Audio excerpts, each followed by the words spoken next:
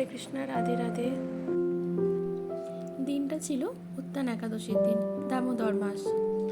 আর প্রত্যেক বছরই আমরা এই মাসটাতে একদিন হলেও পরিক্রমা করতে বেরোই। ভোরবেলা রাস্তা ফাঁকা থাকার কারণে গাড়ির স্পিড কিন্তু খুব বেশি থাকে।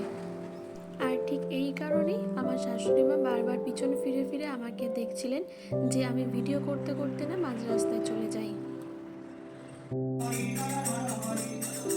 এই যে আমরা এসে গেছি আমাদের গন্তব্যে, যেখান থেকে শুরু হবে আমাদের সকলের পরিক্রমা। এসে দেখলাম মঙ্গল আরতি প্রায় শেষের পথে।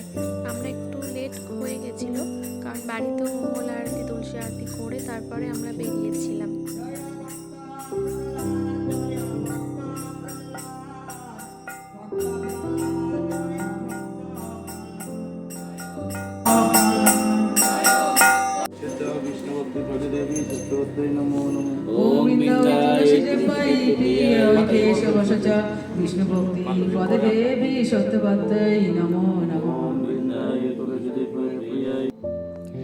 তুলসী আরতি শেষ করে আমরা বেরিয়ে পড়েছিলাম পরিক্রমার জন্য। এখান থেকে আমরা সবাই মিলে বেরালাম। কিছুক্ষণ আমরা পরিক্রমা করে তারপর আবার একই জায়গায় ফিরে আসব। এখানে প্রভু ও মাতাজিরা কীর্তন গাইতে গাইতে পরিক্রমা শুরু করেন। যেহেতু আমি ভিডিওটা এডিট করেছি কিছুটা ফাস্ট ফরওয়ার্ডে, কীর্তনটা ভালো শোনাচ্ছিল না বলে এই জায়গাটা আমি মিউট রেখেছি।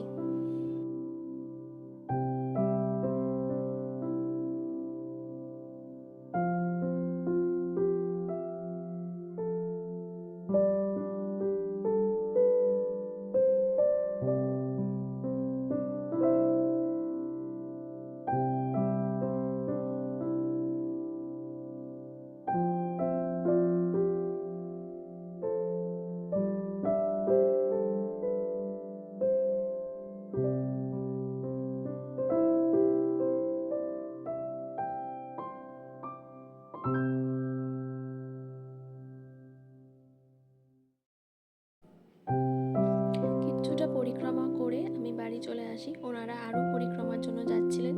যেহেতু সকালবেলা মেয়ের স্কুল থাকে, হাজব্যান্ডের অফিস থাকে, আমি নিজেও বেরোই, তাই পুরো পরিক্রমাটা করা হয়ে ওঠে না কোনোভাবেই, যার জন্য আমি এখান থেকে চলে আসি।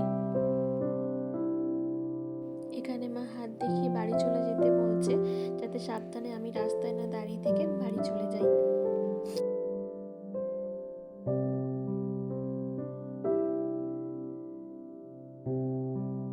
আমি কিছুক্ষণ দাঁড়িয়ে ওনাদের চলে যাওয়াটা দেখছিলাম।